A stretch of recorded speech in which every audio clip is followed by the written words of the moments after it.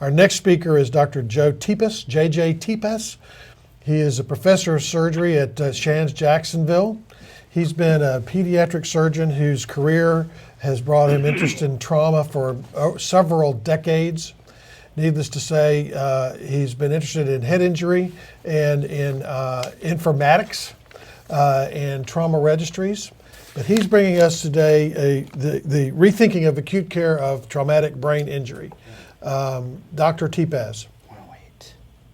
Thank you, Wayne. I don't see turning my camera on anywhere here, so you may just have me as a voice from the wilderness.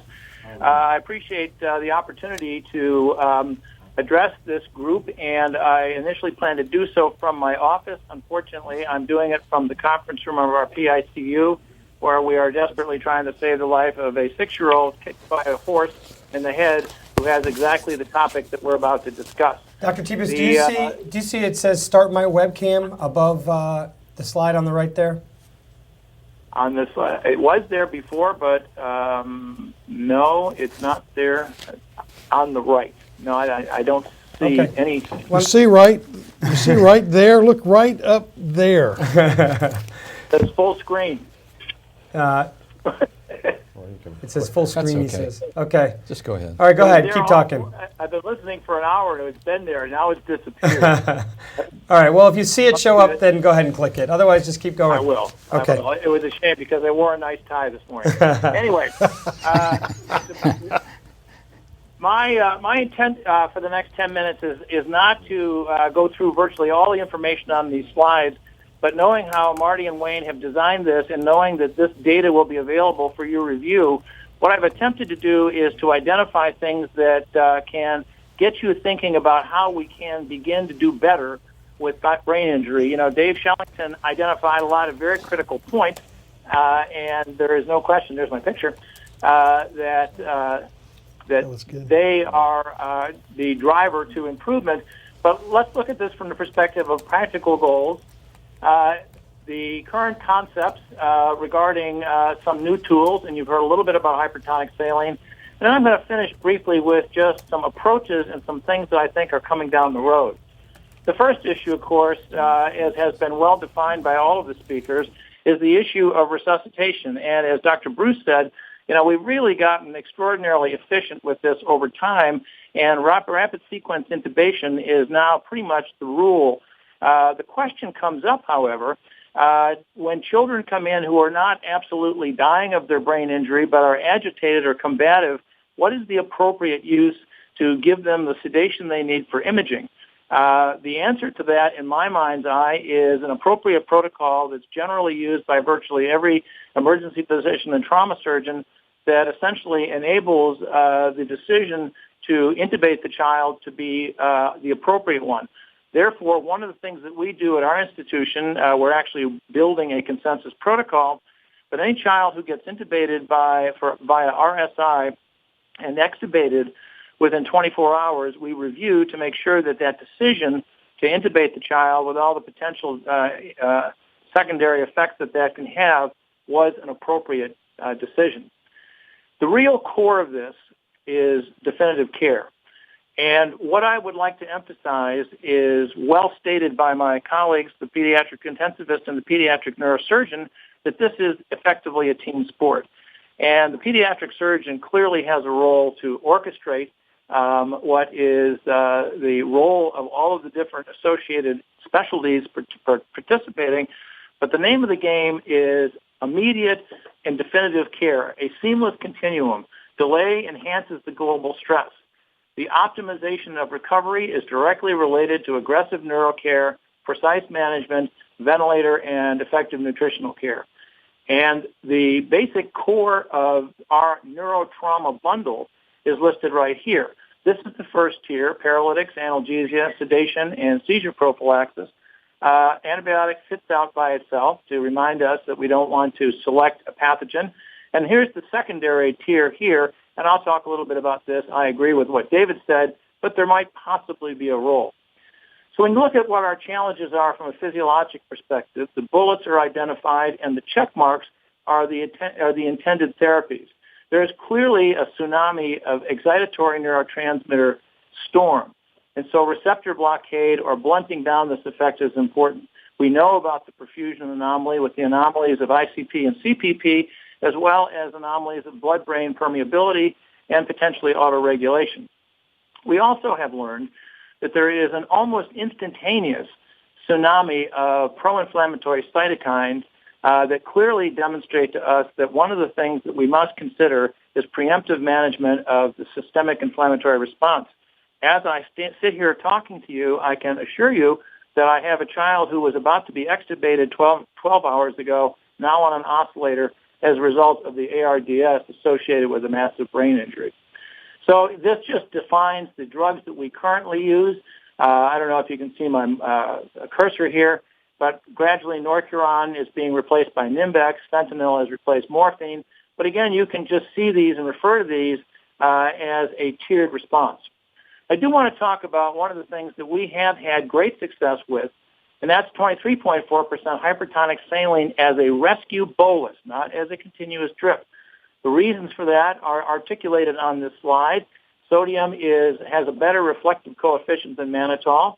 It improves the rheologic blood flow in the cerebral microcirculation. It restores resting cell potential, and we know that it has an effect on immune modulation. So basically what we use for children who are at risk and adults with severe post-traumatic intracranial hypertension, the safety parameters are the sodium less than 150 and a measured osm less than 310. And the basic concept is to change the serum sodium no more than 5. And the dose, it turns out, is nothing more than 0.75% of the child's weight, or 0.75 times the child's weight in kilograms. That number in cc's over 30 minutes in a central venous catheter meets all those criteria. One of the things that you need to be aware of, both with standard saline resuscitation as well as hypertonic, is gradually you end up with hyperchloremia. So we very quickly switch to a half normal saline with sodium acetate to minimize the potential for hyperchloremic acidosis. This is a study we recently reported, 250 doses demonstrating efficacy and safety in adults and children, half mannitol, half hypertonic saline. You'll notice that the mannitol elicited no response in twice as many as the hypertonic saline, but more importantly, you'll notice that the delta or the decrease in hypertonic saline was statistically significantly better. Here is what that looks like. The x-axis are the change in ICP. Red is hypertonic saline.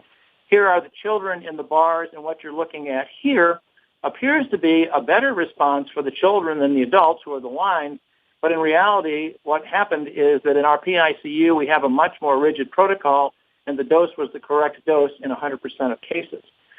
I want to talk now a little bit about some of the issues that relate to the process of information gathering to answer some of the questions that Dave Shellington was rhetorically asking. You know, how can we look at 1,000 centers or multi-institutional data to begin to look at apples and apples, identify best practices, and identify efficacy?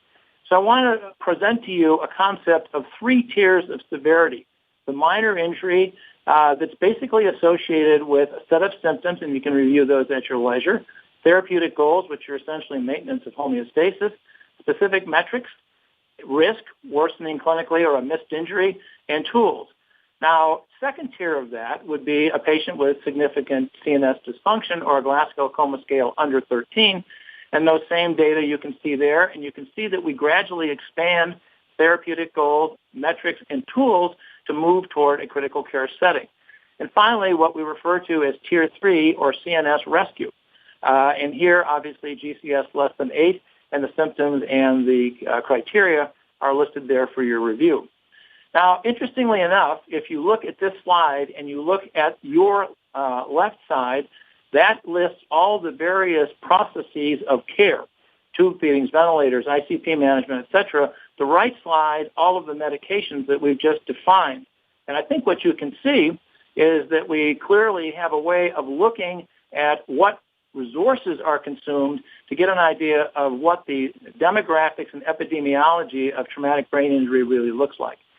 So I want to finish with just a couple of concepts. This is about where we are in understanding the methodology of treatment of brain injury. We know about primary injury prevention, we know about secondary injury avoidance, and we're now dealing with at the cellular level. And biomarkers are clearly the wave of the future. The ideal biomarker tells us the cell type, neuron or glial, the process, necrosis versus apoptosis, and the locus. And this is just a demonstration of the kinetics of biomarkers to demonstrate the x-axis is time and hours. And I think you can see this as a rapid process, once again emphasizing the importance of a quick and seamless continuum of critical care. I want to show you 4 graphs that demonstrate more about this issue with sodium. This is a child who survived. The boxes, which I hope you can see, are urine sodium, and as the child received more, his urine excretion increased. Here's a child that died of a gunshot wound, and here's a child hit by a car who survived, and the red arrow is where we looked at facilitating sodium excretion. Here's a child that survived, and again, you'll notice that the boxes gradually dropped off. Or to state this differently, sodium excretion stopped. We mimicked it with DDAVP, and this child survived. So one of the simple things that we're doing is just looking at managing sodium flux in the acute phase of management of the child with brain injury. So here are injury points, serum sodium, urinary chloride, etc. We simply follow this protocol, and it gives us significant insight into the severity of the injury we're treating. So I'd summarize very simply. Success is clearly equal to a seamless continuum of care. You heard from leaders in this area. We must work together. Unquestionably, the first 48 hours are critical. Effective care is preemptive restoration of homeostasis with all the processes that you see there. New concepts, precision. Make sure that the child doesn't languish in the trauma center in the ICU. Calculate a complete fluid balance virtually every day. The pathway to rescue craniectomy, as Dr. Bruce described, is obviously very short, must be considered. The decision rests in the hands of the neurosurgeon. It's not always effective.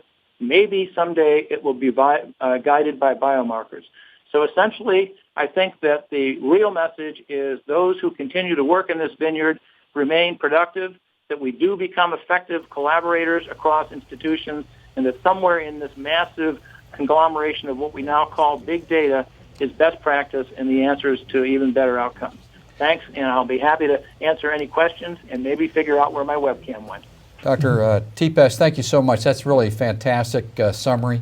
We hope you'll stay on board so we can get you as part of the panel. But if that child's needs supersede that, please go. Don't worry.